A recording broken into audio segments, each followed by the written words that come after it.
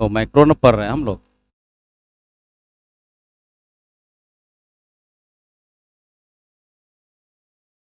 देखिए micro economics में जो है हम लोग फर्स्ट सेक्शन जो पढ़ ही लिए तो नेशनल इनकम पढ़ लिए। इसमें हमारा एम्प्लॉयमेंट थ्योरी आ रहा है, ठीक है। इसका दो भाग हम लोग पढ़ेंगे, एक क्लासिकल पढ़ेंगे और एक किन्स साहब का पढ़ेंगे, ठीक है ना। इसको इनकम थ्योरी भी कहा जाता है। कभी कई बार जो है आपको कभी दोनों मिला के आता है, इनकम एम्प्लॉयमेंट थ्योरी, ठीक है ना। तो कैलकुलेशन लास्ट में इनकम से ही होता है। एम्प्लॉयमेंट तो अपने आप में कोई थ्योरी थोड़ी है, इनकम ही सारा चीज़ को जनरेट करता है। एम्प्लॉयमेंट, अनएम्प्लॉयमेंट, जीडीपी, जीएनपी जो भी है, तो उसी से हम लोग इसमें देखेंगे। तो क्लासिकल है ना थ्योरी ऑफ एम्प्लॉयमेंट और केंसियन थ्योरी ऑफ एम्प्लॉयमेंट, इसको बीपीएससी 2 से 3 बार पूछ चुकी है। क्लासिकल में पूछा गया है एक बार, लेकिन इसमें पूछा गया है कि क्लासिकल थ्योरी जो ऑफ एम्प्लॉयमेंट है, इसको किन्स ने किस तरह से क्रिटिसाइज किया, क्या आलोचना किया इसमें, इसको रिलेट करके पूछेगा। या आपको डिफरेंस करके पूछ देगा, हो सकता है इस बार मतलब दोनों मिला के पूछ दे कि what is the difference between classical theory of employment और केंसियन थ्योरी ऑफ एम्प्लॉयमेंट में अंतर क्या है, डिफरेंस क्या है, ठीक है। दोनों को अगर जब तक दोनों को हम नहीं पढ़ेंगे तो डिफरेंस नहीं लिख पाएंगे, जान नहीं पाएंगे। तो सबसे पहले हम लोग क्लासिकल को देखेंगे और उसके बाद फिर केंसियन को देखेंगे। इसमें तो बहुत कुछ लेक्चर है केवल, तो समझिए, एक सीक्वेंस को जोड़ के समझिएगा और धीरे धीरे इसमें जो कंपोनेंट्स वर्ड आएंगे, टिपिकल वर्ड वगैरह जो आएंगे, उसको हम लोग बीच बीच में आपको क्लियर करते चले जाएंगे, बता देंगे। देखिए क्लासिकल का मतलब होता है प्रतिष्ठित, यानी कि जो पारंपरिक अर्थशास्त्री थे, जैसे हमारा एडम स्मिथ थे, मार्शल थे, टिगू थे, जे.एस. मिल थे, ये सारे जो किन्स के पहले, यानी किन्स के पहले जो है, किन्स साहब 1936 में अपना बुक लिखे, general theory of employment, interest, money. तो उसमें 1936 में पब्लिश किया उसने। पब्लिश करने के बाद ही जो है केंसियन का अप्रोच डेवलप हुआ और सचमुच में कहिए तो मैक्रो इकोनॉमिक्स का जन्म हुआ, MACRO जिसको हम लोग बोलते हैं, समष्टि अर्थशास्त्र। किन्स ही बहुत डिटेल्स में अपने एक बुक में लिखा कि मैक्रो इकोनॉमिक्स का स्कोप क्या होता है, एनालाइजिंग क्या होता है, एम्प्लॉयमेंट क्या होता है, इनकम क्या होता है, सेविंग क्या होता है, इन्वेस्टमेंट क्या होता है, कंजम्पशन फंक्शन क्या होता है, इन्वेस्टमेंट फंक्शन क्या होता है, मल्टीप्लायर इफेक्ट क्या होता है, एक्सेलरेशन कहाँ से होता है, इनकम जनरेट कैसे करती है, फुल एम्प्लॉयमेंट होता है नहीं होता है, अंडर एम्प्लॉयमेंट होता है नहीं होता है। There are so many topics. Keynes लाए क्लासिकल इकोनॉमिक्स के थेसिस से बाहर निकाल के और उसकी बुक काफ़ी फेमस हुई, चला। ये 1929 और 30 के बीच में विश्व में बहुत बड़ा ग्रेट डिप्रेशन आया था, बहुत महामंदी आई थी विश्व में, जिसको हम लोग बहुत बड़ा आर्थिक मंदी, उसको great depression of the world बोला जाता है। उसका इतना इफेक्ट हुआ था कि अमेरिका जैसे डेवलप कंट्री में भी जो है बेरोजगारी काफ़ी बढ़ गई। 160 लाख करोड़ जो है लोग बेरोजगार हो गए। देखिए डेवलप कंट्री, तो सोचिए डेवलपिंग का क्या हाल हुआ। और इसका असर जो है इस डिप्रेशन का पूरे वर्ल्ड में देखा गया। डिप्रेशन इट मीन्स होता है मंदी। मंदी का अर्थ होता है प्रोडक्शन बंद हो जाना, प्रोडक्शन कम हो जाना, shut down of the factory, rate of unemployment बढ़ जाना, है ना। जब प्रोडक्शन ही बंद हो जाएगा, रेट ऑफ अनएम्प्लॉयमेंट बढ़ेगा ही घटेगा? बढ़ जाएगा, लोग बेरोजगार हो जाएंगे ना। और जब बेरोजगार होंगे तो उसका इनकम क्या होगा? कम हो जाएगा। जब इनकम कम हो जाएगा तो कंजम्पशन इफेक्ट पड़ेगा, और कंजम्पशन इफेक्ट पड़ेगा तो फिर सेविंग भी इन्वेस्ट पड़ेगा, और सेविंग जब लो होगा तो इन्वेस्टमेंट भी लो होगा। इस तरह पूरी अर्थव्यवस्था क्या होगी? कोलैप्स कर जाएगी, धीरे धीरे धीरे धीरे बैठ जाएगी। यानी डिप्रेशन के आइडेंटिटी के रूप में हम देख पाएंगे कि प्रोडक्शन डिक्रीज्ड, अनएम्प्लॉयमेंट, है ना, प्रोडक्शन काफी गिरी, 15 से 20% रेट से प्रोडक्शन नीचे। जीडीपी, प्रोडक्शन का मतलब जीडीपी, दिमाग में रखिएगा। प्रोडक्शन का मतलब नेशनल इनकम, क्योंकि प्रोडक्शन मेथड में हम पढ़े हैं ना, ये ऑल टाइप्स ऑफ जो हमारा फैक्टर्स है, चाहे वो प्राइमरी सेक्टर हो, सेकेंडरी सेक्टर हो और टर्सरी सेक्टर हो, सभी प्रोडक्शन को ऐड करते हैं। तो with the help of production method we can calculate the national income, and with the help of expenditure we calculate the national income, and also the adding of the value of the total product we can also calculate the national income with the help of value added method, that is the called the also production method। वो production method भी कहलाता है। तो production that means GDP, GDP means national, ये दिमाग में रखना है, क्योंकि ये अब यही बात यहाँ पर बता रहे हैं वो। तो प्रोडक्शन 15 से 20% डिक्रीज कर गया, और 30 से 40%, यानी 30 से 40% मतलब क्या हुआ, 100 में 30 से 40 लोग, हाहाकार मच गया। उस समय अमेरिका के राष्ट्रपति रूजवेल्ट साहब थे, किन्स की पुस्तक आ चुकी थी मार्केट में, पूरा तहलका मच गया। उनको स्पेशल ऑफर देके बुलाया गया, हाँ, और बुला के इनको जो है, इनसे पूछा गया कि how can I improve my economy and GDP and the production and decrease the rate of unemployment, unemployment के रेट को कैसे घटा सकते हैं। लोग हाहाकार मच गया। स्वाभाविक है कि जब स्थिति लोगों के पास इनकम ही नहीं होगा, प्रोडक्शन ही बढ़ जाएगा, बैठ जाएगा, देश का कोलैप्स कर जाएगा, तो फिर लोग का जीवन स्तर तो गिरने ही लगेगा ना। क्या होगा फिर, धीरे धीरे धीरे धीरे सारे लोग जो है, पूरे इकोनॉमी जो है पूरे डिप्रेशन में चली जाएगी। कहीं से किसी को जो है कोई आशा की किरण नहीं दिखेगा। डिप्रेशन का मतलब निराश हो जाना, बिल्कुल निराश हो जाना हर तरह से लोग। और there are so many economic problem will be raised in such types of economy. उस इकोनॉमी में बहुत सारा प्रॉब्लम जनरेट हो जाएगा, आ जाएगा वहाँ पर। तब इसने कहा कि आप जो है, जो क्लासिकल इकोनॉमिस्ट ने जो दिया था एम्प्लॉयमेंट का थ्योरी, उसको आप त्याग दीजिए। अब समय आ गया है कि वर्ल्ड उसको फॉलो नहीं करेगी, क्योंकि उसी के कारण जो है ये आपका ग्रेट डिप्रेशन आया है वर्ल्ड में। अब क्लासिकल क्या कहा था, इसको जानना जरूरी है। केंस तो कहा कि ठीक है, तो क्लासिकल कहा क्या था, क्योंकि हम जानेंगे तब तो फिर केंसियंस को हम कोलैबोरेट कर पाएंगे, डिफरेंस निकाल पाएंगे। क्लासिकल ने कहा कि there is a invisible power in the market. बाजार में जो है एक अदृश्य शक्ति काम करती है। जैसे हम लोग हिंदुइज्म में बोलते हैं there is a super power in the world, ना दैट इज आवर गॉड, लोग बोलते हैं ना। क्रिश्चियन बोलते हैं that is our Christ church, लोग बोलते हैं, हर धर्म के लोग बोलते हैं कि इनविजिबल पावर। तो क्लासिकल ने कहा था, चूंकि एडम स्मिथ थे फादर ऑफ इकोनॉमी, मार्शल थे, पिगू साहब थे, है ना, जे.एस. मिल साहब थे, सारे लोग क्लासिकल। इसने कहा कि नहीं, बाजार में एक शक्ति काम करती है, एक इनविजिबल पावर काम करती है, वही पावर जो है पूरे इकोनॉमी को चलाता है।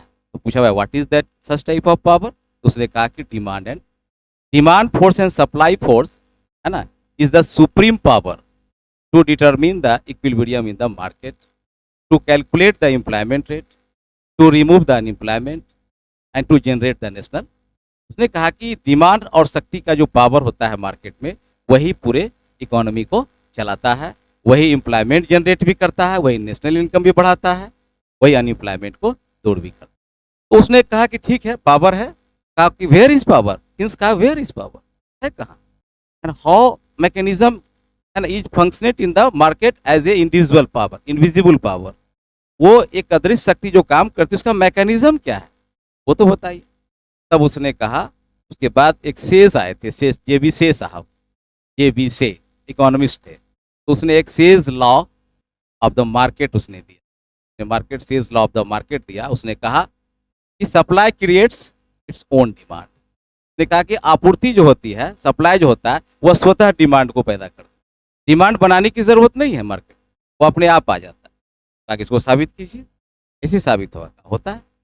ताकि देखिए फैक्टर्स ऑफ जो प्रोडक्शंस होते हैं कितने हमारे, लैंड, लेबर, कैपिटल और इंटरप्रेन्योर। जो फैक्टर्स ऑफ पेमेंट जैसे ही प्रोडक्शन यूनिट में इन्वॉल्व होता है और जब अपनी इन्वॉल्वेशन ऑफ द फैक्टर्स को करते हैं, देयर आफ्टर उसको रिम्यूनरेशन मिलता है, लेबर को वेज मिलता है, कैपिटल को इंटरेस्ट मिलता है, लैंड को रेंट मिलता है, इंटरप्रेन्योर को प्रॉफिट मिलता है। तो ये सारे का summation that is called the national income. ये वेज को, रेंट को, कैपिटल को, प्रॉफिट को जोड़ देते हैं तो हमारा क्या आता है, नेशनल इनकम आ जाता है। तो जितना वो कंट्रीब्यूट किया प्रोडक्शन में, उतना ही इनकम उसको क्या हुआ, जनरेट हुआ, उतना ही इनकम जनरेट हुआ। और जितना इनकम उसको प्रोडक्शन यूनिट से मिला, वही उसको क्या करेगा, खर्च करेगा, एक्सपेंडिचर करेगा। अर्थात जो कंजम्पशन है, जो उसका इनकम है वह कंजम्पशन है, और वही उसका एक्सपेंडिचर भी है, वो यानी इक्वल है सब। तो कहा कि एक प्रोडक्शन यूनिट को जितनी इनकम मिला, वो सारा मार्केट में एक्सपेंस कर देगा, खर्च कर देगा वो। तो फिर वह क्या होगा, एक तरफ से प्रोडक्शन यूनिट से उसको इनकम मिला, फिर उस इनकम को मार्केट में एक्सपेंडिचर किया, और फिर वो प्रोडक्शन यूनिट के पास चला गया। क्योंकि गुड्स एंड सर्विस कौन देता है, प्रोडक्शन यूनिट देता है। टू सेक्टर इकोनॉमी में आपने पढ़ा था, बताए थे flow of the national income में, कि हाउस होल्ड जो है डेडिकेट करता है फैक्टर्स ऑफ प्रोडक्शन को, और प्रोडक्शन यूनिट यानी फर्म जो है वो पेमेंट देता है। इस तरह से नेशनल इनकम का फ्लो क्या होता है, चलते रहा। ये साबित किया क्लासिकल इकोनॉमी। उसने कहा, क्या कहा कि लेबर, कैपिटल, है ना, एंटरप्रेन्योर और प्लस जो लैंड है, इस सब का जो भी डिनोमिनेशन है वही that is called the national. अब इस तरह से वो सर्कुलर घूमते रहता है। तो कहा भाई ठीक है घूमेगा, का यही यही जो मैकेनिज्म है, यही जो इनविजिबल पावर है, यही पूरे नेशनल इनकम को, राष्ट्रीय आय को या एम्प्लॉयमेंट को सर्कुलेट करता है। यही सर्कुलेशन में चलता रहा। कहा कि ठीक है आप तो कह दिए, साबित भी कर दिए। कहा कि अगर मान लेते हैं, ठीक है मान लेते हैं कि पूरा प्रोडक्शन यूनिट जो है हमारा 500 आया, छोटा इकाई लेके चलते हैं 500 करोड़ भी हो सकता है, हमारा 500 जो है प्रोडक्शन फैक्टर से हमारा इनकम आया, ठीक है ना, ये जो हमारा इनकम है, और इसको जो हाउस होल्ड है वह 500 एक्सपेंस कर दिया, यानी किससे किया, कंजम्पशन से किया। क्यों किया, क्योंकि इसके बनाए हुए गुड्स को उसने परचेज कर लिया, ठीक है, और ये इसको दिया था इसलिए यहाँ परचेज कर लिया। इस तरह से जो है ये सर्कुलेट कर रहा है। लेकिन आप देखिएगा तो आप क्या कह रहे हैं, आप कह रहे हैं कि इकोनॉमी में केवल क्या हो रहा है, कंजम्पशन हो रहा है, यानी सी हो रहा है केवल। तो कहा क्या केवल खाने से, केवल कंजम्पशन से किसी भी इकोनॉमी में ग्रोथ दिखेगा, जीडीपी दिखेगा, नहीं दिखेगा। क्लासिकल इकोनॉमिक्स यहाँ फेल कर गए। उसने कहा कि बस वो बनाया खाया फिर चला गया, वो बनाया उसकी वस्तु को हमने खरीदा, उसकी सेवा को हमने लिया, उसने जो पैसा दिया फिर वो हम इकोनॉमी में चला। इस तरह से हमारा सर्कुलर फ्लो हो रहा है, यानी कि क्लोज इकोनॉमी को बता रहा है, टू सेक्टर इकोनॉमी को केवल बता रहा है, ठीक है ना। यानी क्या कह रहा है, वाई इक्वल्स टू सी कह रहा है, ये केवल इतना ही कर रहा है, कहीं से इकोनॉमी नहीं चल। यहाँ पर क्रिटिसाइज हो क्लासिकल इकोनॉमी ऑफ एम्प्लॉयमेंट या इनकम, इसको पढ़िए, इनकम भी पढ़ते, यानी इनकम क्या फ्लो फेल कर गया। अब उसने कहा कि मान लेते हैं कि 500 रुपये आपने लैंड लेबर कैपिटल प्रॉफिट के रूप में आपने दिया, और कोई हाउस होल्ड जो है वह 100 रुपये 400 रुपये एक्सपेंस करता है, यानी सी पर खर्च करता है, तो 100 रुपये तो बचा लेता है, सेविंग कर लेता है। 100 रुपये अगर सेविंग कर लिया तो ये मार्केट के नेशनल इनकम से क्या हो गया, बाहर हो गया, तो फ्लो से निकल गया बाहर। तो what will be used in such type of amount which will be saved by house hold, इस अमाउंट का क्या होगा भविष्य में। इस तरह से मान ले 100 रुपये हर आदमी बचा ले, और 130 करोड़ भारत में लोग रह रहे हैं, 130 करोड़ रुपये बचा, is the very big amount, और ये इकोनॉमी को प्रभावित कर सकता है। तो उसने लीकेज निकाला, कहा कि नहीं, ये 100 रुपये अगर डाइवर्ट हो गया या किसी ने रोक लिया, ब्लैक मनी बना दिया, किसी ने होल्ड कर लिया, तब क्या होगा। तब उसने कहा कि नहीं, यहीं पर जो है ये 100 रुपये जो सेविंग हुआ, तब इसमें वो जुटा सेविंग, सेविंग है, ये भी नेशनल इनकम का पार्ट होगा, ये भी नेशनल इनकम का पार्ट होगा। तब जाके फिर आपका नेशनल इनकम जो है C+S में आया। तब कहा कि एक्यूरेट आपको कैलकुलेशन मिल जाएगा, तब एक्यूरेट कैलकुलेशन आपका नेशनल इनकम में आएगा। चूंकि कंजम्पशन करना ही पर्याप्त नहीं है, सेविंग भी जरूरी है।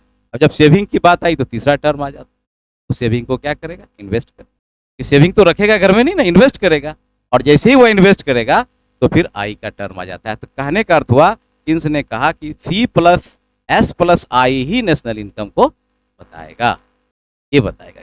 कंजम्पशन कुछ भी नहीं है, कंजम्पशन से कहीं ग्रोथ नहीं होगा, कहीं नेशनल इनकम नहीं होगा, केवल जो है प्रोडक्शन का डिमांड मार्केट में बढ़ेगा, जो प्रोड्यूस्ड आर्टिकल है, प्रोड्यूस गुड्स है, उसका डिमांड मार्केट में कायम रहेगा, अर्थात सप्लाई और डिमांड बैलेंस रहेगा, यानी बराबर क्या होगा, डी होगा। यही इसने कहा था, यानी कि सप्लाई और डिमांड इक्वल होगा, ये कहा था इसने क्लासिकल इकोनॉमिस्ट ने, केवल सप्लाई डिमांड इक्वल। लेकिन सप्लाई डिमांड इक्वल होना ही पर्याप्त नहीं है किसी भी इकोनॉमी के लिए, किसी अर्थव्यवस्था के, उसमें वो सेविंग भी होगा, और जब सेविंग होगा तो उसका एक पार्ट कंजम्पशन भी होगा। तो किन्स साहब जो है इस दोनों पे ज़्यादा फोकस किया, एस और वाई पे। तो उसने साबित किया था, वो एक फॉर्मूला बताए थे ना, ठीक है ना। अच्छा अभी जी मत लीजिए, अभी केवल जो है ना, अभी लीजिए आप एस लीजिए, ठीक है। उसने कहा था, उसने क्या कहा था, कहा कि वाई इक्वल टू जो है, ये कंजम्पशन तो कांस्टेंट रहेगा, लेकिन एस जो है आई में बदल जाएगा, तो अर्थात क्या हो जाएगा, C+S इक्वल टू C+I हो जाएगा, यानी कि एस बराबर आई हो जाएगा। ये इसने तो क्लासिकल इकोनॉमिक्स इस फीचर्स पे नहीं फोकस कर पाए, यहाँ पर क्रिटिसाइज हो गया उसको। इसी चीज़ को क्रिटिसाइज करके फिर अपना एक न्यू है ना employment theory of the Keynes को उसने जनरेट किया और बताया, और सबसे ज़्यादा उसने फोकस किया सेविंग और इन्वेस्टमेंट। तो रूजवेल्ट साहब जब उसको बुलाए तो उसको कहा कि बस कुछ मत कीजिए, आप मार्केट मैकेनिज्म को त्याग दीजिए, क्लासिकल इकोनॉमिक्स को त्याग दीजिए, और सेविंग और इन्वेस्टमेंट पर फोकस कीजिए। डिमांड सप्लाई तो काम करेगा ही मार्केट में, क्योंकि डिमांड है तो सप्लाई होगा, सप्लाई है तो डिमांड होगा। ये किसने कहा, जेबीसे ने कहा, जेबीसे साहब ने कहा, क्या कहा कि सप्लाई क्रिएट्स ओन डिमांड, यानी आपूर्ति जो है, जो सप्लाई होती है मार्केट में, वो अपने डिमांड को बना देती है मार्केट। ये कैसे बनाती है? क्योंकि कहता है कि जैसे ही आप सप्लाई करते हैं तो जो व्यक्ति प्रोडक्शन करता है, जो प्रोड्यूस कर रहा है, वही तो मार्केट में डिमांड करेगा। अब मान लेते हैं कि कोई शू मेकर है, जूता बना रहा है, कोई शर्ट बना रहा है। अब शर्ट जैसे प्रोडक्शन किया, मार्केट में शर्ट आया और उसको जो रिम्यूनरेशन मिला, वेज मिला, फिर उसी पैसे से वो शर्ट परचेज करो, डिमांड क्रिएट होगी। तो इस तरह से सेल्स का लॉ भी जो है क्लासिकल इकोनॉमिक्स का बांट रहा था और उसने भी क्लासिकल इकोनॉमिक्स के पैटर्न पर ही बताया सप्लाई और डिमांड ही काफ़ी है, उसमें सेविंग और इन्वेस्टमेंट का कहीं पर कोई ज़रूरत नहीं है। समझ गया। तीसरी बात बताया था कि क्लासिकल इकोनॉमिक्स ने कहा कि where there is the tangent with the force of the demand and the force of the supply that will be determination of the full employment. उसने एक नया वर्ड लाया था, फुल एम्प्लॉयमेंट। ये फुल एम्प्लॉयमेंट क्या वर्ड है? आप लोग समझते होंगे, एम्प्लॉयमेंट तो सुन रहे थे अभी तक, लेकिन ये फुल एम्प्लॉयमेंट क्या? फुल एम्प्लॉयमेंट कहता है कि where supply equals to demand, यानी कि जहां सप्लाई और डिमांड इक्वल होता है वहां पर फुल एम्प्लॉयमेंट माना जाता है। ये जो बिंदु है ये फुल एम्प्लॉयमेंट है, इसका एक इक्वेशन है और इसका डब्ल्यू वेज होता है, इसको इसने बताया। यानी फुल एम्प्लॉयमेंट का मतलब हुआ कि जहां डिमांड यानी कि मार्केट का टोटल डिमांड और मार्केट का टोटल सप्लाई टेंजेंट कर जाता है, क्रॉस कर जाता है, इंटरसेक्ट कर जाता है, that situation is called the full demand. यहाँ फुल डिमांड कहाँ पर है? ई बराबर है फुल एम्प्लॉयमेंट, ठीक है ना, यानी पूर्ण रोजगार। ये दिया था, कौन दिया था? कौन दिए? जेबी से और क्लासिकल इकोनॉमिक्स ने बताया था।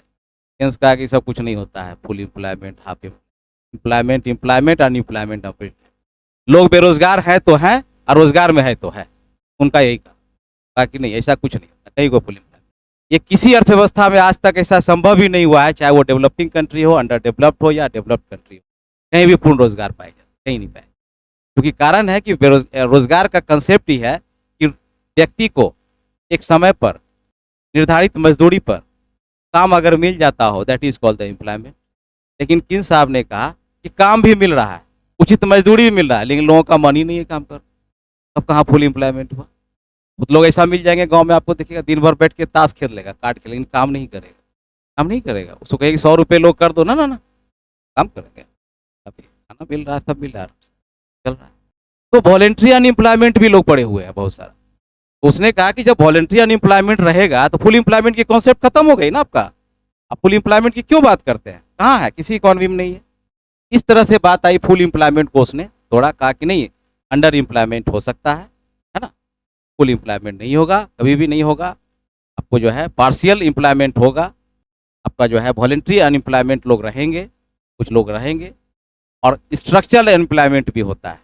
एम्प्लॉयमेंट की बात कीजिए, कभी कभी देखिए सीजनल अनएम्प्लॉयमेंट होता है, किसी पर्टिकुलर सीजन में काम मिलता है और रेस्ट सीजन में काम नहीं मिलता। स्ट्रक्चर का मतलब होता है कि अगर प्रोडक्शन का स्ट्रक्चर ही बदल जाए तो अपने आप लोग क्या होते हैं, रोजगार से वंचित हो जाते हैं, उसको अनएम्प्लॉयमेंट आ जाता है। तो किन्स कहा कि नहीं, ये सब भी आपको, ये टर्म जो है आपका फुल एम्प्लॉयमेंट का टर्म संभव नहीं है।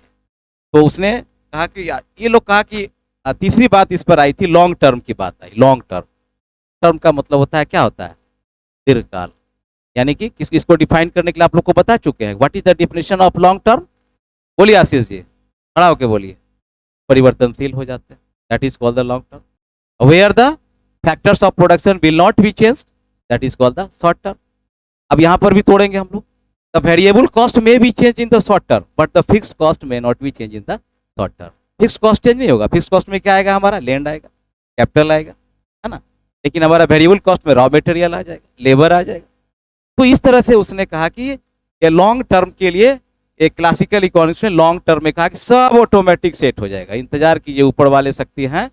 अगर आप बेरोजगार हैं तो आसानी से धीरे धीरे 2-4 साल 5 साल 10 साल में आपको रोजगार मिल जाएगा। 2-4-6 महीने में रोजगार, तब तक इनकम ही नहीं है, एम्प्लॉयमेंट ही नहीं है, तो उसका कंजम्पशन कहाँ से होगा, उसकी सेविंग कहाँ से होगी, इन्वेस्टमेंट कहाँ से होगा? तो केवल आप कह रहे हैं कि लॉन्ग टर्म की बात करते हैं। लॉन्ग टर्म में जो है आप बताते हैं कि लॉन्ग टर्म में सारा फोर्स जो है काम कर देगा, तो कैसे काम करेगा बताइए? शॉर्ट टर्म में अगर क्या होगा तब इसने किन्स साहब ने कहा कि नहीं, there is no any long term, long term होता ही नहीं है, कहीं लॉन्ग टर्म नहीं है। क्यों? क्योंकि वी आर मोर्टल, हम लोग मरणशील हैं, लॉन्ग टर्म में हम लोग मर जाएंगे। We are dead in the long term, यही सेंटेंस लिखा है किन्स अपनी पुस्तक में, वी आर डेड, हम लोग सब मर जाते हैं लॉन्ग टर्म। लॉन्ग टर्म कहाँ? बताइए क्या पीरियड होता है लॉन्ग टर्म का? कोई पीरियड नहीं, कोई पीरियड नहीं है लॉन्ग टर्म। अगर मछली उत्पादन है तो आपको किसी मछली मछली विक्रेता के पास चले जाइए, कहिए कि हमको 1 क्विंटल मछली चाहिए, तो आपको देर नहीं दे पाएगा वो, उसके लिए शॉर्ट टर्म हो गया। लेकिन जैसे ही कहेगा कि ठीक है आपको शाम तक का समय दीजिए, हमको हम दे देंगे, तो शाम तक उसके लॉन्ग टर्म हो गया, क्योंकि सप्लाई एज पर डिमांड बढ़ा दिया उसने। तो लॉन्ग टर्म शॉर्ट टर्म होता है क्या है, कहाँ है पीरियड कहाँ? उसने कहा, किन साहब ने कहा कि long term we are dead, हम लोग मर जाते हैं, इसलिए हम लोग शॉर्ट टर्म की बात करें। कोई लॉन्ग टर्म, शॉर्ट टर्म में ही सारा चीज होता है, अल्पकाल में ही होगा, सेविंग होगा, इन्वेस्टमेंट होगा, कंजम्पशन होगा, नेशनल इनकम का डिटर्मिनेशन होगा, ये सारा चीज हमारा शॉर्ट टर्म होगा। तो कितना क्रिटिसाइज हुआ, क्लियर हुआ ना?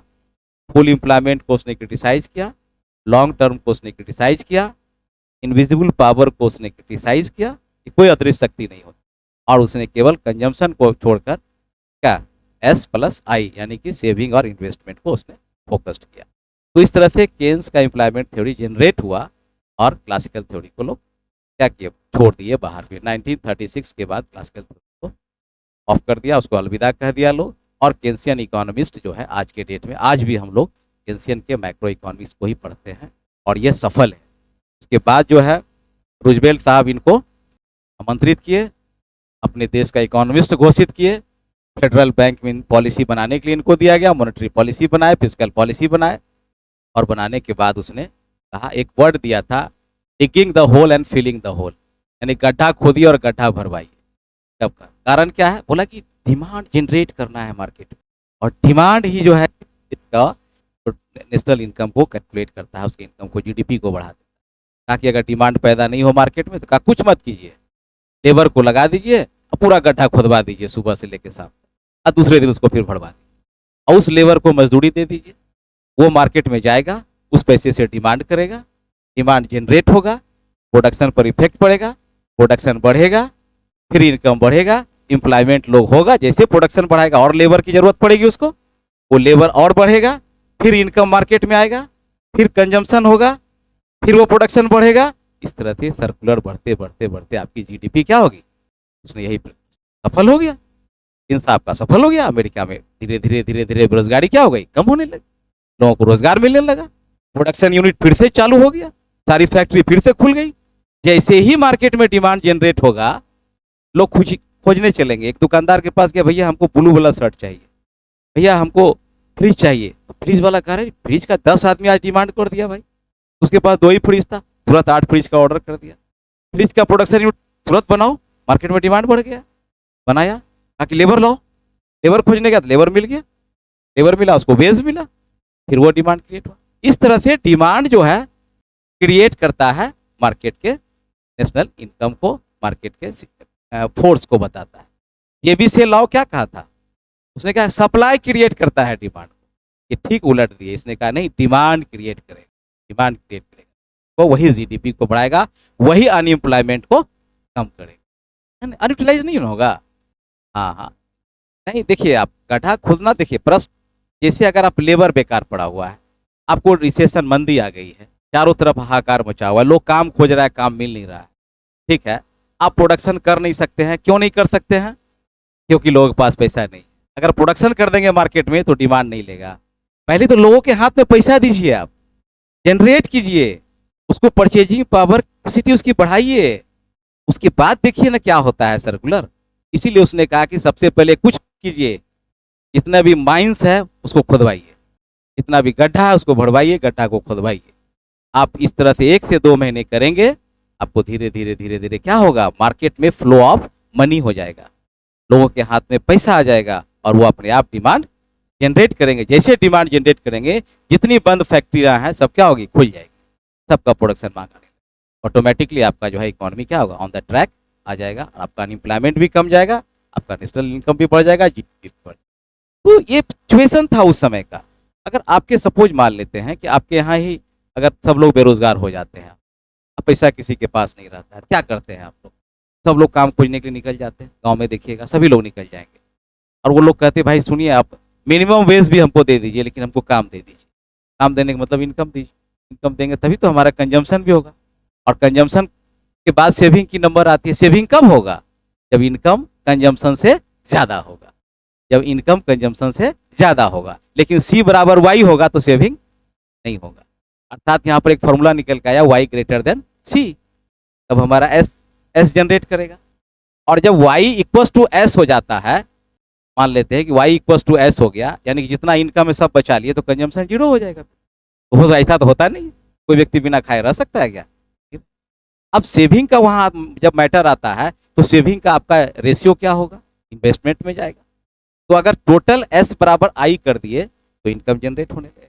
लोग करते हैं कि एस बराबर, यही केन्स ने कहा कि एस बराबर आई होगा, इसलिए उसने फोकस किया कि हमेशा सेविंग और इन्वेस्टमेंट। तो इस तरह से हमारे हम लोग ग्रेट डिप्रेशन से निकल पाए। केन्सियन इकोनॉमिस्ट जो इकोनॉमी का जो शेड्यूल था हमने अपना लिया, और आज भी जो है हम लोग उसी सिद्धांत पे चल रहे हैं, क्लासिकल हम लोगों ने। तो this is the nutshell theory of the Keynesian difference and the classic. एक और बात कर रहे थे कि लेजेस फेयर की बात कर रहे थे, एक नया वर्ड आता था लेजेस फेयर, ठीक है ना?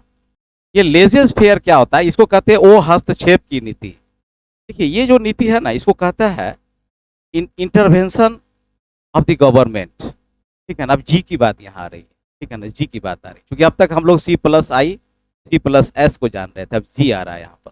तो क्लासिकल इकोनॉमिक्स ने कहा था कि हर देश में सरकार होती है, उसकी एक अपनी मॉनेटरी पॉलिसी होती है, फिजिकल पॉलिसी होती है। तो उसने कहा, क्लासिकल इकोनॉमिक्स ने कहा कि सरकार इंटरवेंशन नहीं करेगी इसमें, कोई मार्केट फोर्स में कुछ नहीं करेगी सरकार, किसी तरह से नहीं करेगी। अगर वो करती है तो फिर मार्केट फोर्स काम नहीं करेगा। क्यों? क्योंकि उसका कॉन्सेप्ट क्या था? इंडिविजुअल इनविजिबल पावर, एक अदृश्य शक्ति है बाजार में जो पूरे मार्केट सिस्टम को चला रही है, देश के जीडीपी, देश के इनकम को सर्कुलेट कर रही है। उसने कहा कि सरकार कोई हस्तक्षेप नहीं करेगी, अर्थात सरकार रोजगार सृजन के लिए कोई काम नहीं करेगी, इन्फ्लेशन को यानी महंगाई को कम करने के लिए कोई काम नहीं करेगी, सेविंग को फोर्सली नहीं करेगी, इन्वेस्टमेंट को फोर्सली नहीं। ये क्लासिकल ने कहा। लेकिन जब 1929 और 30 के बीच में जो ग्रेट डिप्रेशन आया, महामंदी आई विश्व में, कौन इंटरवेंशन करेगा? कौन रोकेगा उसको? सरकार। क्योंकि मार्केट मैकेनिज्म फेल कर गया था ना, तभी तो मंदी आई। एक सिस्टम आपका फेल किया तभी तो आया। आपके घर की सारी ड्रेनेज सिस्टम बंद हो जाएगा तो क्या होगा? आपके घर में जहां तहां पानी फेंकना शुरू कर देगा, वास आना शुरू हो जाएगा, अब रहना मुश्किल हो जाएगा। तो सारे सिस्टम फेल कर गए। जब फेल कर गए तब बात आई कि वहां पर उसने कहा कि लेजेस फेयर नहीं होनी चाहिए, ठीक है ना? लेजेस फेयर मतलब वो हस्तक्षेप की नीति अपनाना है। इसने कहा कि नहीं, ये होगा, यही, इसी से ही अनएम्प्लॉयमेंट अमेरिका का कम होगा, प्रोडक्शन बढ़ेगा और हम डिप्रेशन से मुक्त हो पाएंगे, हमारा जो है प्रोडक्शन यूनिट, हमारा जीडीपी हमारा बढ़ पाएगा। तो इसने कहा कि नहीं, अब सरकार को ही करना। इसलिए उसने कहा कि आप बैठे क्यों रहते हैं? इसलिए तो कहा कि ना, आप कोल माइंस को खुदवाइए, गोल्ड माइंस को खुदवाइए, जहां तक गड्ढा खुदवाइए, पुल बनवाइए, सड़क बनवाइए, जो भी आपका काम है, जो लॉन्ग टर्म में इन्वेस्टमेंट आपको देगा, रिटर्न देगा, वो सब काम करवाइए, ताकि आपको जितने लोग बेरोजगार हैं सबको रोजगार मिल जाए, कम जनरेट हो जाए, और आपका धीरे धीरे अनएम्प्लॉयमेंट कम होगा, प्रोडक्शन डिमांड होगा, प्रोडक्शन डिमांड होगा तो आपको नेशनल इनकम, आपका जीडीपी ग्रोथ बढ़ जाएगा। तो इसने कहा था लेजेस फेयर। कौन कहा था? Classical economics. इसने कहा कि नॉट लेजेस फेयर, सरकार को ही सब कुछ करना है, कोई अदृश्य शक्ति कुछ नहीं करेगा, आपको ही करना है। क्लियर हो गया? चौथा पॉइंट आता था, क्लासिकल ने कहा था, तो पॉइंट लिख लीजिए, एजम्पशन। देखिए क्लासिकल कोई थ्योरी नहीं है, याद रखिएगा कि कोई डायग्राम मिलेगा आपको, केवल इसमें कहानी मिलेगा, इसी कहानी को लिखना है हॉल में। अगर आप भूलेंगे तो इसको बना के सीक्वेंस में लिखना पड़ेगा, क्योंकि कई इकोनॉमिस्ट की बात ना रही है। एडम स्मिथ से उठा के यहाँ पिगू तक है, जेएस मिल तक था, साहब तक को ले लिया गया। इसलिए ऑल का थॉट आते गया, जुटते गया, और एक क्लासिकल थ्योरी बन गया है, ठीक है ना? केन्स साहब किए हैं, उसको अपना अलग अलग कॉन्सेप्ट में समझाएं। क्लासिकल में तो सभी क्लासिकल इकोनॉमिस्ट कहा गया। तो पहला एजम्पशन क्या था इसका? ये शॉर्ट टर्म की बात कर रहे थे कि लॉन्ग टर्म की बात कर रहे थे? लॉन्ग टर्म की बात कर रहे थे। दूसरा क्या था? लेजेस फेयर का था। और तीसरा क्या था? Say's law, Say's law of market, इन था, यानी कि दीर्घकाल, वाले लिख लीजिए। और वो हस्तक्षेप की नीति, कौन वो हस्तक्षेप करेगा? सरकार। और सेज लॉ, सेज लॉ क्या कहता है? बोलिए कोई आदमी। सप्लाई क्रिएट्स ऑन डिमांड, यही इसने कहा। आप लोगों को दिख रहा है बोर्ड? हाँ ठीक। चौथा इसका एजम, देखिए मूल मूल बता रहे हैं, इसका तो 8-9 एजम्पशन है, बुक वगैरह में पढ़िएगा, लेकिन मूल हम लोग की पॉइंट पकड़ के चलेंगे जो वहां पर लिखा है। चौथा था, उसने कहा था कि वेज यानी मजदूरी, ठीक है ना, प्राइस यानी कि कीमत, एंड इंटरेस्ट यानी कि ब्याज, आर फ्लेक्सिबल मतलब बदलने वाला है, चेंजेबल है। इसको समझाते ही क्या है? सप्लाई क्रिएट्स ओन डिमांड, ठीक है, स्वतः ही जो है आपूर्ति जो है क्लासिकल इकोनॉमिक्स में कहा कि नो ओवर प्रोडक्शन। वो तो आप बहुत दूर चले आए, तो बहुत दूर चले आए। हाँ वो, हाँ वो बहुत दूर चले गए आप। वो है ना, वो इन्फ्लेशन की बात आती है। वही तो किन साहब ने कहा, किन्स उसी बात को तो कहा कि अगर इन मार्केट में है और डिवैल्यूएशन ऑफ मनी हो रही है और ओवर प्रोडक्शन हो रहा है, इसने कहा कि नहीं, अभी तो ये समझे नहीं आप लोग। उसने कहा कि जितना प्रोडक्शन होता है उतना मार्केट में सप्लाई हो जाता है, उतना ही डिमांड है, यानी एस बराबर डी है। यानी कि जो लेबर, जितने लोग प्रोडक्शन यूनिट में इन्वॉल्व थे, उनको जितना पैसा मिला उस सब मार्केट में क्या क्या कंजम्पशन करके खर्च कर दिया। यही तो इसने कहा है क्लासिकल इकोनॉमिक्स में, कहीं से कोई ओवर प्रोडक्शन नहीं है। अब आपको समझाते हैं अमरिंदर जी, इसमें कहना है, कहने का अर्थ हुआ ये बार्टर सिस्टम का था क्लासिकल इकोनॉमिक्स। बहुत पहले मनी का इन्वेंशन तो हुआ नहीं था हम लोग के पास। तो बार्टर सिस्टम जब था वहां, तो आप क्या करते थे, आप अपने गेहूं को लेके जाते थे और कपड़ा उसके बदले लेते थे। तो कपड़ा बनाने वाला जो वेवर्स था, जो बुनने वाला बुनकर था, वो उतना ही कपड़ा बनाता था जितना उसको मार्केट में डिमांड था, जरूरत था उसको। समझ रहे हैं ना, आप उतना ही गेहूं पैदा करते थे कंजम्पशन के बाद जो बचा, ताकि आपको 2 जोड़े जूते मिल सके, है ना, आपके बच्चों का पढ़ाई हो सके या इलाज हो सके। मास्टर पढ़ा रहा है तो उसको 10 किलो गेहूं दे दिया आप, है ना। आपको लाना है दवाई, तो 20 केजी धान लेके गए और आप दवाई लेके चले आए।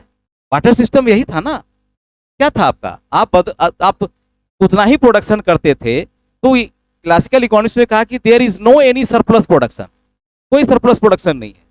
जितना जरूरत है उतना ही उत्पादन हो रहा है और सारा मार्केट में खपत हो रहा है। सब डिमांड और सप्लाई क्या हो रहा है, इक्वल हो रहा है, जीरो, एकदम इक्वल हो रहा है। इसलिए तो कहा कि यही शक्ति है जो कि मार्केट को, मैकेनिज्म को चलाती है, कोई ओवर प्रोडक्शन नहीं। तो किन्स कहा कि अगर ओवर प्रोडक्शन होगा तब क्या होगा, तो उसने कहा कि इन्फ्लेशन आ गया तो कितना होगा, महंगाई बढ़ गई तो क्या होगा। इसलिए तो उसने ज्यादा करके जो कंजम्पशन फंक्शन और इन्वेस्टमेंट फंक्शन को थ्योरी को जन्म दिया किन्स ने, पूरा डिटेल में एक बुक में लिखा है उसने, कंजम्पशन फंक्शन, इन्वेस्टमेंट फंक्शन और सेविंग फंक्शन, ये तीनों पर उसने काफी फोकस किया। अब तो उन्होंने बताया कि ये सारी दिक्कत आती है, जो जो इकोनॉमी ग्रोथ करता है, टेक्नोलॉजी का आविष्कार होता है, रिसर्च एंड डेवलपमेंट बन के आता है, तो हमारा क्लासिकल थ्योरी धीरे धीरे धीरे धीरे आउट ऑफ मार्केट होने लगता है ना। वो यही चीज तो वो कह रहा था वहां पर। चलिए आइए पढ़िए, वो बढ़िया से पढ़ा देंगे, घबराना नहीं है। अभी तो सीढ़ी पे चढ़ा रहे हैं आपको, चढ़िए ना, देखिए उसके बाद केंसियन पढ़ाएंगे, फिर आगे पढ़ाएंगे, सब समझ में आ जाएगा। माइक्रो इकोनॉमी इसमें डायग्राम कम है, क्योंकि माइक्रो में ज्यादा, इसमें कम डायग्राम। केवल समझना है, एक दूसरे को जोड़ के रखिएगा, कंसेप्ट जोड़िएगा तब क्लियर हो पाएगा, और नहीं तो कहीं भी गैप हो जाएगा, फिर आपको समझने में दिक्कत होगी। देखिए ये वेज किसके लिए है, लेबरर के लिए। प्राइस किसका है, गुड्स सर्विस का है। और इंटरेस्ट किसको मिलता है, कैपिटल को मिलता है, कैपिटल को मिलता है। यहाँ पर कितने फैक्टर को लिया गया है, 3 फैक्टर लिया गया, अर्थात 3 मार्केट है यहाँ पर। एक लेबर मार्केट है, एक गुड्स मार्केट है, प्रोडक्ट मार्केट है, और एक कैपिटल मार्केट। समझ रहे हैं ना। अब वो कहते हैं क्लासिकल इकोनॉमिस्ट साहब कि बाजार में 3 तरह के मार्केट काम करता है। पहला काम करता है वेज, अर्थात वेज का भी तो अपना मार्केट होता है। उसमें क्या काम करेगा, एक supply of labour and wage, rate of wage. यहाँ क्या काम करेगा, अगर मार्केट में वेज रेट ज्यादा हो तो लेबर ऑफ सप्लाई क्या होगा, कम होगा, ज्यादा होगा, ज्यादा होगा, है ना। लेकिन डिमांड ऑफ लेबर कम हो। हम प्रोड्यूसर हैं, आप सप्लायर ऑफ लेबर हैं, आपके पास लेबर 100 मजदूर है, आप रेट रखें 1000 लेंगे एक मजदूर का, कहेंगे हमको नहीं चाहिए, वो सस्ता लेबर चाहिए, चीप लेबर चाहिए। तो अर्थात रिलेशन क्या आ रहा है यहाँ, उल्टा आ रहा है, रिवर्स आ रहा है। यानी when the ways of rate, rate है ना, जो वेजेस रेट है हाई होगा तो सप्लाई ज्यादा होगा बट डिमांड कम होगा। डिमांड कौन करेगा, प्रोडक्शन यूनिट करेगा, प्रोड्यूसर यूनिट करेगा। लेकिन जब वेज रेट कम होगा, सस्ता मजदूर हो जाएगा, तो एक फैक्ट्री का मालिक चाहेगा कि आ जाओ सब काम करो, ताकि हमारा यूनिट क्या हो, बढ़ेगा। फ्लेक्सिबिलिटी, क्लासिकल इकोनॉमिस्ट ने कहा कि वहाँ फ्लेक्सिबिलिटी रहेगी, तभी मार्केट का मैकेनिज्म काम करेगा। दूसरा उसने कहा प्राइस पे आइए। प्राइस पढ़े हुए आप लोग, डिमांड सप्लाई पढ़ेंगे, क्या होता है उसमें, क्या फंक्शन काम करता है। डिमांड सप्लाई में करता है कि जब किसी वस्तु का, गुड्स का जो प्राइस जब हाई रहता है तो प्रोड्यूसर क्या करता है, नो डिमांड कंज्यूमर करता है, सप्लाई प्रोड्यूसर करता है। दोनों को जोड़ के चलिएगा। वहां पर जब गुड्स का मार्केट में रेट अच्छा मिल रहा हो तो प्रोड्यूसर क्या करेगा, सप्लाई बढ़ा देगा। लेकिन कंज्यूमर क्या करेगा, डिमांड। अगर 500 रुपये केजी सेब हो जाए तो जो सेब प्रोड्यूसर है, जो कश्मीर में बैठा व्यापारी है, वो कहेगा कि पूरा सेब हमारा बिक जाए तो अच्छा है, क्योंकि हमको मैक्सिमम प्रॉफिट मिलेगा। लेकिन कंज्यूमर कहेगा it is out of my capacity, ये मेरी परचेजिंग पावर कैपेसिटी नहीं है कि हम 500 रुपये से भी सेब खरीद कर हम खा सकते हैं। अभी रिवर्स लेकर काम कर रहा है। चलिए आइए इंटरेस्ट, आइए इंटरेस्ट क्या करता है। हम कैपिटल लेंडर है, हम मनी लेंडर है, हम मनी लेंडर है, हम पैसे को इन्वेस्ट करते हैं। आप सेवर है, आप पैसे को बचाते हैं। देखिए दोनों पर कैसे रेट ऑफ इंटरेस्ट, यही जोड़ना है आपको केवल, दोनों पर रेट ऑफ इंटरेस्ट कैसे काम करेगा। अगर हम मनी लेंडर हैं, अगर हमको ज़्यादा ब्याज मिल रहा है मार्केट में, तो हम ज़्यादा से ज़्यादा पैसा क्या करें, लगाना चाहें, क्योंकि हमको ज़्यादा इनकम आएगी। लेकिन अगर आप इन्वेस्टर हैं, आपको प्रोडक्शन यूनिट आप लगा रहे हैं, आपको है, तो क्या हाई रेट में कैपिटल लेना चाहेंगे, लोन लेना नहीं चाहेंगे। अगर कोई आपसे 30% रेट पर लोन देती है तो आप कहेंगे नहीं लेंगे आप, लेकिन जो 10% दे रहा है उसके पास जाएंगे आप। तो क्या रिलेशन निकल के आया है कि when ever the rate of interest is high, क्या होगा, investment, demand for investment is the low, and when ever the rate of interest is high, saving is high. अगर बैंक आपको रेट ऑफ इंटरेस्ट हाई देने लगे, आज saving account पर 5.6 rate of interest है, लेकिन जैसे ही 15% कर देगा तो सारा लोग क्या कीजिएगा, पैसा बैंक में जाकर जमा कीजिएगा, क्योंकि अभी 7.5 साल में पैसा दुगना होता है। लेकिन जैसे रेट ऑफ इंटरेस्ट हाई हो जाएगा तो 4 ही साल में आपका पैसा दुगना हो जाएगा, 4 साल में हो जाएगा। और 20% कर देगा तो 2 ही साल में दुगना होगा। तो सारा लोग क्या कीजिएगा, सारा पैसा बोरा में ले जाके कहाँ रख दीजिए, बैंक में दीजिए, क्योंकि भाई रेट ऑफ इंटरेस्ट वहाँ हाई पे, सेविंग बढ़ जाएगा। तो ये क्लासिकल ने कहा था कि रेट ऑफ इंटरेस्ट भी मार्केट को डिटर्मिनेट करती है, मार्केट के फैक्टर को निर्धारित करती है, क्योंकि जब रेट ऑफ इंटरेस्ट हाई होगा तो सेविंग हाई होगा, लेकिन इन्वेस्ट लो होगा। क्लियर हो रहा है ना। तो ये फ्लक्चुएशन जो है, फ्लेक्सिबिलिटी जो है, ये मार्केट मैकेनिज्म को बताता है। किन्स ने कहा कि नहीं आप सही कहते हैं, लेकिन इसमें भी और भी बातें हैं, और कई बातें होती, क्योंकि कोई भी सेविंग केवल रेट ऑफ इंटरेस्ट से निर्धारित, कोई भी इन्वेस्टमेंट रेट ऑफ इंटरेस्ट से निर्धारित नहीं होता है। उसमें कई और फैक्टर्स हैं जो कि कैपिटल को, प्राइस को, इंटरेस्ट को डिटरमिनेट करते हैं। उसने कहा, उसने एक नई कॉन्सेप्ट को जन्म दिया, उसने कहा MEC, marginal efficiency of capital. किसी वस्तु का उपयोग उसकी इफिशियंसी पर तय होती है। जिस तरह एक कंज्यूमर किसी वस्तु का मूल्य किस आधार पर अदा करता है, बोलो चंदा, कोई बोलिए, एनीबॉडी, क्या पढ़ा है, कंज्यूमर बिहेवियर इतना बढ़िया था आप लोग को पढ़ाया, उसके बाद कोई नया पुराना स्टूडेंट नहीं है, बताइए कुंदन जी, आप बताइए, इतना बढ़िया थे कंज्यूमर बिहेवियर, नहीं अदर भाषा में बोल रहे हैं आप, बेकार पढ़ाया आप लोग को, बेकार पढ़ा, इतना मेहनत करते हैं आप लोग के लिए, बेकार। देखिए किसी भी वस्तु में यूटिलिटी होती है, यूटिलिटी के आधार पर किसी वस्तु का मूल्य तय होता है, बैठिए, प्राइस तय होता है यूटिलिटी के आधार पर। आपको पता होता है कि एक कलम हमारे लिखने के लिए कितना काम का है, तो आप उसको 100 रुपये भी अदा करते हैं, 100 रुपये अदा करते हैं। अगर आपका एग्जामिनेशन हो और आपको कलम नहीं मिल रहा हो, कोई 500 रुपये में भी दे रहा है तो आप ले लेते हैं। तो एक उपभोक्ता किसी वस्तु की प्राइस तय तब करती है जब उसमें उतनी यूटिलिटी देखता है, उतनी उसकी उपयोगिता उसको मिलती है। यानी कि एक consumer will pay the price as per equity to the utility. जितनी यूटिलिटी आपको मिल रही है उतना देंगे आप, उतना प्राइस उसका फिक्स करेंगे, देंगे आप। उसी में तो कंज्यूमर सरप्लस आपको बताए थे ना, कंज्यूमर सरप्लस, प्रोड्यूसर सरप्लस, उसी का तो पार्ट होता है हुआ। तो इन साहब ने कहा कि नहीं, मार्जिनल इफिशियंसी ऑफ कैपिटल होती है, MEC होती है, वो किसी भी कैपिटल के प्राइस को निर्धारित करता है।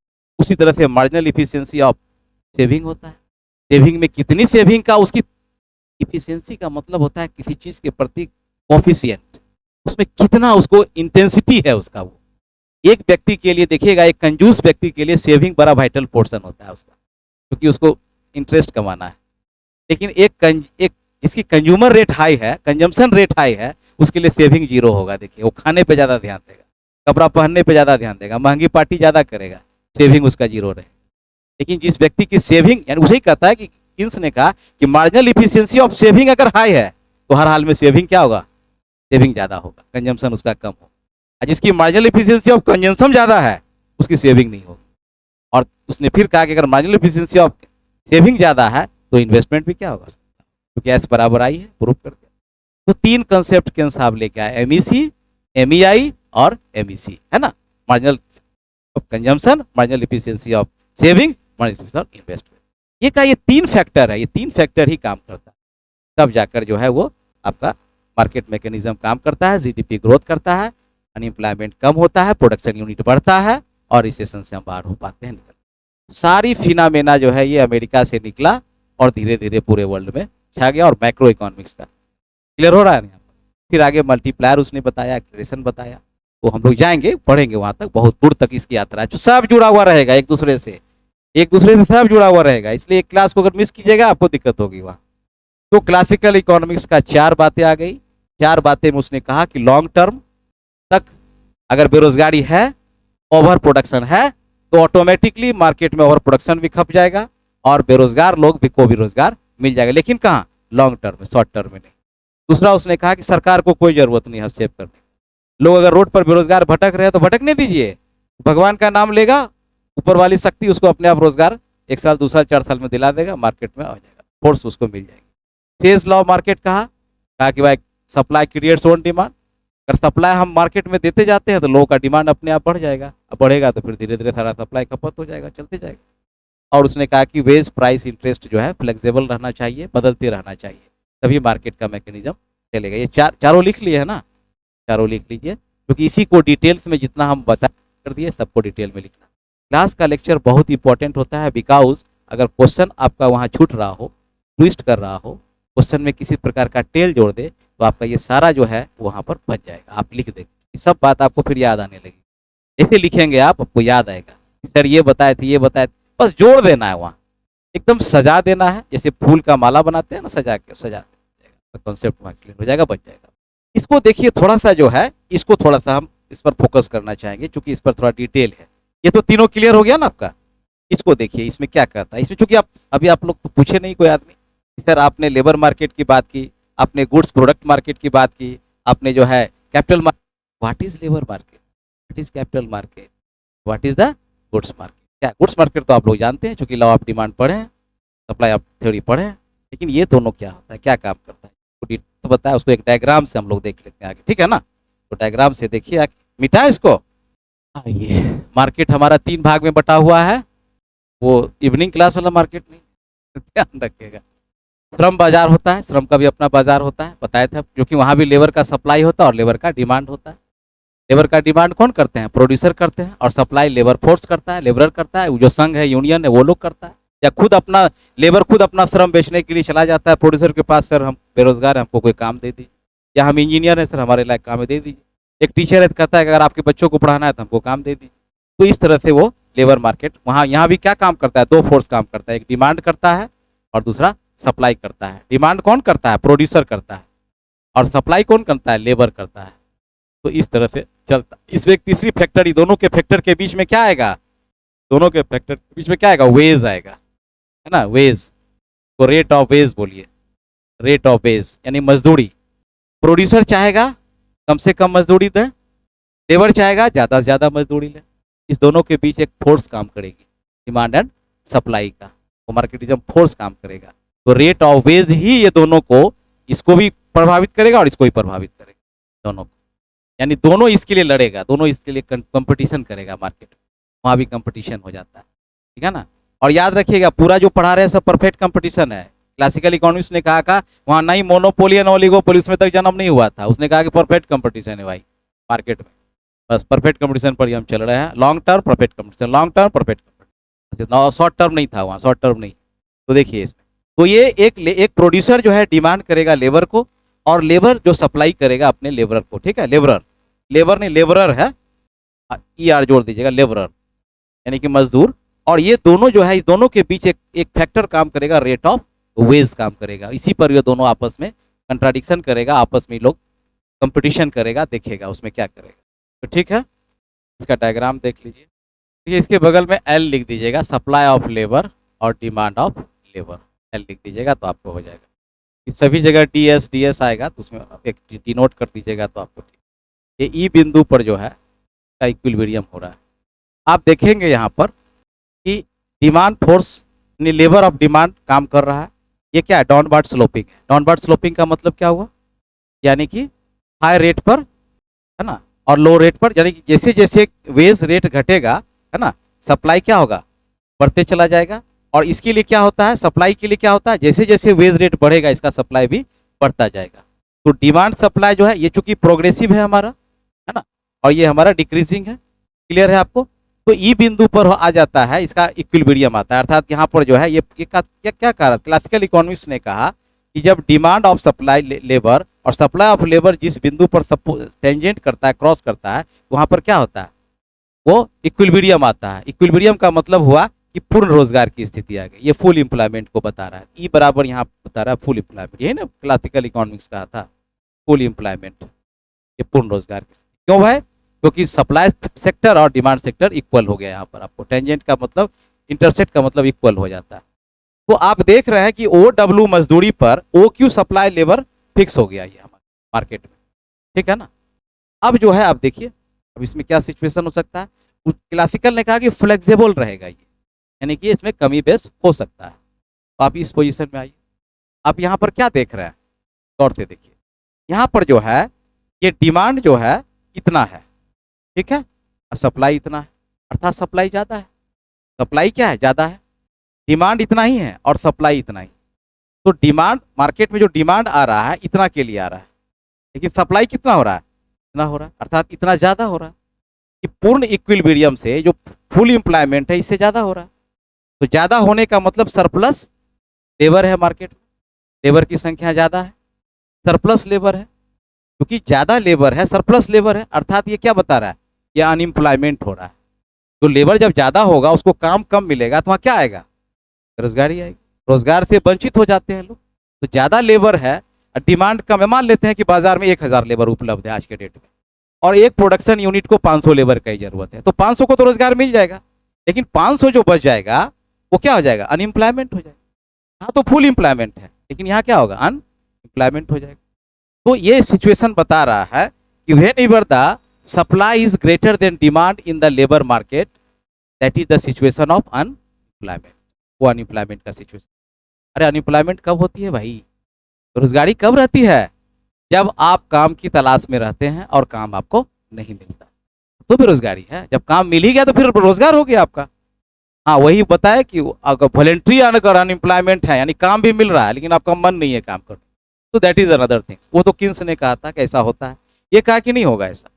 अब क्या होगा यहाँ, अब क्या होगा, अब देखिए यहाँ पर क्या होगा। क्योंकि जैसे ही जो है यह सप्लाई ज़्यादा है, डिमांड कम है, तो क्या होगा, सप्लाई धीरे धीरे घटेगा और डिमांड भी घटेगा, और दोनों फिर ई बिंदु पर आके इक्वल हो जाएगा, और वहाँ पर पूर्ण रोजगार की स्थिति बन जाएगी। अर्थात वेज रेट जो है, वेज रेट जो है, ये W मान लेते हैं 1 है, तो घट के W 0 हो जाएगा, ठीक है ना, और वो पुनः फिर पूर्ण रोजगार। ये किसने कहा, क्लासिकल इकोनॉमिक्स ने कहा। दिमाग नहीं लगाना है, किन साहब दूसरा बात कहा है, ये क्लासिकल ने कहा था। ये क्लासिकल कहा कि बाजार में पूर्ण रोजगार की स्थिति, चूंकि पहला कंडीशन था फुल एम्प्लॉयमेंट, पूर्ण रोजगार की स्थिति रहती है, और लॉन्ग टर्म में कभी लेबर ज्यादा भी हो जाता है तो लेबर फोर्स जो है वो धीरे धीरे घटेगा, डिमांड। अब वस्तु का मूल्य कब तय करते हैं, अब बाजार में जाते हैं तो सेलर बोलता है कि 100 रुपये में देंगे, आप कहते हैं कि 70 में दीजिएगा, फिर वो कहता है नहीं नहीं आप 80 90 दे दीजिए, फिर कहेगा आप 80 में दीजिएगा, फिर कहता है नहीं नहीं नहीं नहीं 85 दे दिए था, लाइए 85, तो तय हो जाता है ना। यानी क्या होता है, एक और सप्लाई साइड घटता है और डिमांड साइड क्या होती है, धीरे धीरे बढ़ता है। तो जैसे ही यहाँ वेज हाई है तो प्रोड्यूसर क्या करेगा, लेबर लेगा, नहीं लेगा, क्योंकि रेट हाई है। तो लेबर अपना वेज को क्या करेगा, घटा देगा, कम करेगा, कहेगा सुनिए ना आप 900 में ही दे दीजिए ना हमको काम, फिर कहेगा ना 800 में ही दे दीजिए काम। तो धीरे धीरे फिर कहाँ आ जाएगा, इस W बेस पर आ जाएगा, और यहाँ इतना लेबर और डिमांड सप्लाई इक्वल हो जाएगा, दैट इज, ठीक है। यहाँ आइए, मान ले वेज रेट घट गया, तो बढ़ गया था ना, वेज रेट घट गया, W1 हो गया। अब देखिए यहाँ क्या हो, ये क्या हो गया, आप देखिए डिमांड बढ़ गया, सप्लाई घटा ना। अब यहाँ क्या होगा, फिर वही फोर्स काम करेगा, फिर वही जो है डिमांड धीरे धीरे कमेगा और सप्लाई धीरे धीरे बढ़ेगा, और जाकर पूरा इक्विलिब्रियम फुल एम्प्लॉयमेंट। तो ये that is called the labour market. Labour market जो है ये बैलेंस करता है डिमांड और सप्लाई के अनुसार। ये क्लासिकल इकोनॉमिक्स ने कहा। ये कब होगा, लॉन्ग टर्म में होगा।